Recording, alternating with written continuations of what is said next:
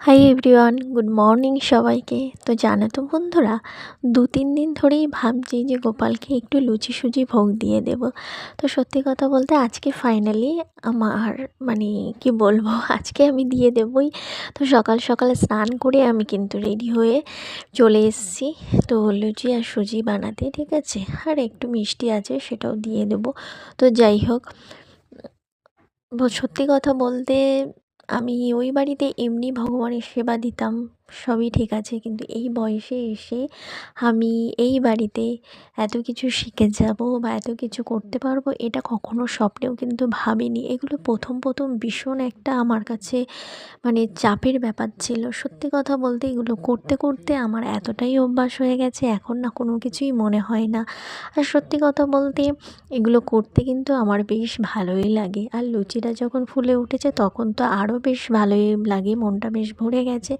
তো যাই হোক, সত্যি কথা মানে কি বলবো, ভগবান উনি চেয়েছেন হয়তো, সেই জন্য আমি এগুলো করতে পারছি বা এত কিছু শিখে গেছি। ওনার চাওয়াতেই হয়তো সব কিছু হয়েছে। উনি না চাইলে সত্যি এগুলো হয়তো করার সান্নিধ্য আমার কখনোই হতো না। আর আমরা মানব জনম পেয়েছি, ভুল ত্রুটি অবশ্যই থাকবে, আর ভুল না হলে কখনো কিন্তু আমরা কোনো কিছু শিখতে পারবো না। ভুলটাই মানুষের জীবনে কিন্তু একটা শ্রেষ্ঠ জিনিস, যেটা শিক্ষা।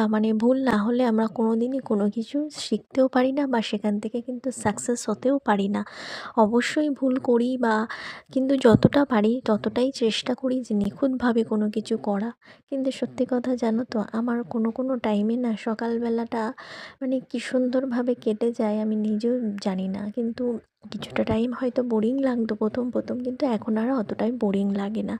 তো যাই হোক বন্ধুরা, আমি কিন্তু সমস্ত সব কিছু কাজ কমপ্লিট করে ঠাকুর ঘরে চলে এসেছি ঠাকুরের পুজো পাঠ সারবো বলে। আর এটা আমি ভিডিওর মাধ্যমে আনবো না ভেবেছিলাম, কিন্তু সত্যি কথা বলতে কি জানো তো, ভক্তি শ্রদ্ধা মনে থাকলে আমার তো মনে হয় না কোনো কিছু হয় না।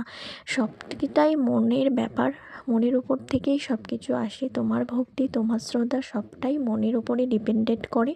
আর একটা কথা কি, তুমি যেভাবে যাকে ইচ্ছা তাকেই যে ভগবানকেই তুমি ডাকো, অবশ্যই ভক্তি করে ডাকলে তিনি অবশ্যই সাড়া দেয়। এটা আমি মানি অন্তর থেকে এবং আমি বিশ্বাস করি।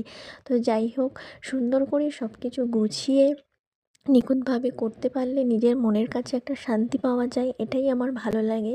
তো যতটা পেরেছি, যতটা শিখেছি, তো ততটাই দেওয়ার চেষ্টা করি। কিন্তু ভুল অবশ্যই থাকবে বা ভুল করি। তো যাই হোক, সবাই ভালো থেকো, সুস্থ থেকো, আর উনি অবশ্যই সবাইকে ভালো রাখবে। রাধে রাধে।